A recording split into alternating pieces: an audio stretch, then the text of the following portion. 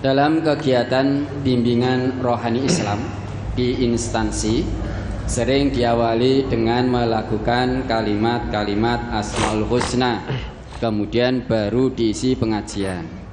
Bagaimana sebaiknya saya bersikap ketika mengikuti bimbingan rohani Islam tersebut, dan bagaimana mengaplikasikan atau penerapan kalimat-kalimat Asmaul Husna di dalam ibadah kesehariannya, Ustaz? Ya, diikuti saja dengan baik selama pelafalan Asmaul Husna bil ghina yang dengan lagu itu tidak hulu. Lagunya terus dindangdutkan, lah ndak usah diikuti kalau begitu. Musiknya pakai rock, ya ndak usah diikuti. Selama tidak hulu. Karena ada sementara orang yang mudah hafal dengan dilakukan. Itu selama tidak ada larangan, ya sah-sah saja. Namun jika melampaui batas, ya, itu yang dilarang.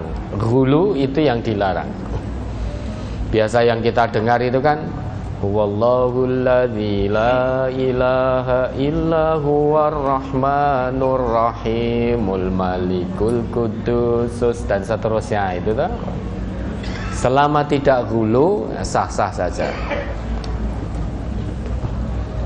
Penerapan dalam ibadah sehari-hari, ya diterapkan ketika berdoa, dibuka dengan Asmaul Husna. Yang tadi sudah dijelaskan, tadi sudah diterangkan.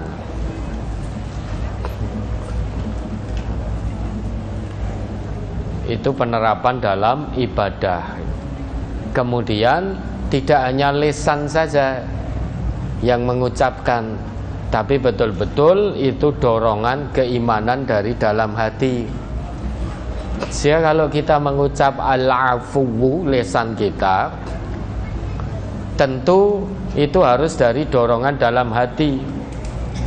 Begitu kita mengucap, kita berazam berubah menjadi insan yang pemaaf, gitu kan, bukan pendendam.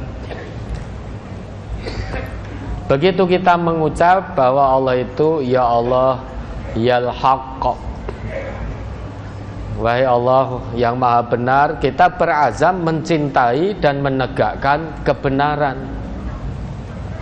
Ya Allah yal adil, wahai Allah yang maha adil.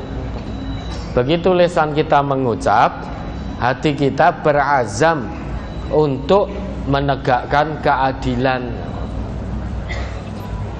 Itu penerapan dalam ibadah, dalam kehidupan sehari-hari. Akhlak kita sehari-hari harus seperti itu. Semaksimalnya harus sesuai dengan Asmaul Husna.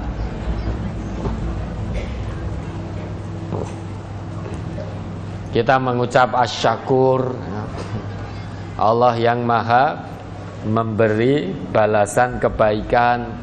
Ya, kita berazam untuk mudah menghormati, menghargai, berterima kasih kepada orang lain.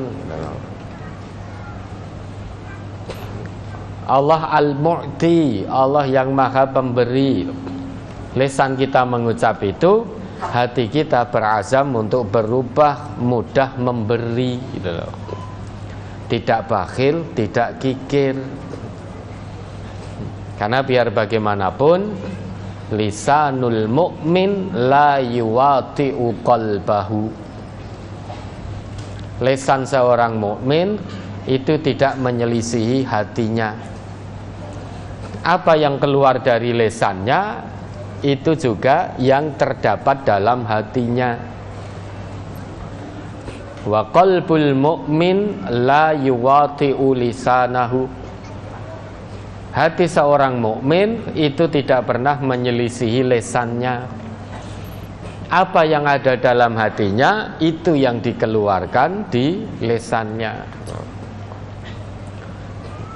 Jadi antara lisan dan hati itu harus berjalan beriringan, seirama, tidak saling menyelisihi. Hatinya A, lesannya ngomong B. Lesannya C, ternyata hatinya D. Kan kasihan si A si B. Nah, itulah Bapak dan Ibu ya. Berusaha meneladani Asmaul Husna, terapkan dalam kehidupan sehari-hari.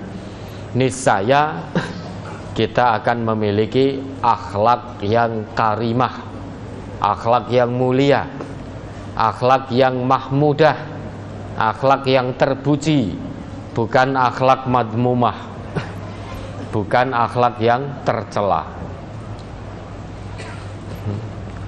Pemarah itu akhlak yang tercela. Pendendam itu akhlak madmumah, akhlak tercela. Suudzon itu akhlak tercela. Tidak bisa berterima kasih pada orang lain, itu akhlak tercela.